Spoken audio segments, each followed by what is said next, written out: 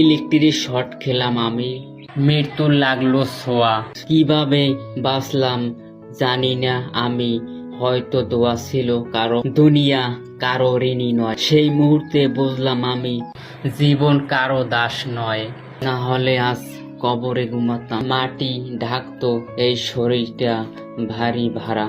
আল্লাহ বাঁচিয়েছেন আমাকে, এইটাই সত্য। বাঁচার পরেও দেখলাম হায় ব্যথা, কিন্তু কষ্টটা অন্য ছিল। তিনি না চাইলে এই দুনিয়ার কেউ দিতে পারতো না জীবন। কেউ ছিল না পাশে, আমাকে ডাকলে কেউ সাড়া দেয় না। মানুষগুলো স্বার্থ নিয়ে হিসাব করে চোখ। কেউ বলে কি দিবি আগে বল, হাত বাড়াই। কিন্তু কেউ কাছে এসে বলেনি ভাই বেঁচে আছো আলহামদুলিল্লাহ। কেউ আসে শুধু খাবারের জন্য, কেউ স্বার্থ নেওয়ার কাজ পকেটের দিকে। সত্যিকারের ভালোবেসো। জীবনটা আজ শিখিয়েছে যে আপন বলতে কেউ নেই। বিপদ হলে সবাই দূরে চলে যায়, রব ছাড়া কেউ সাথী নয়। তাই আজ বলি সকলকে, মানুষ ভরসা রেখো না বেশ, আল্লাহ দেয় জীবন মরণ তার কাছে।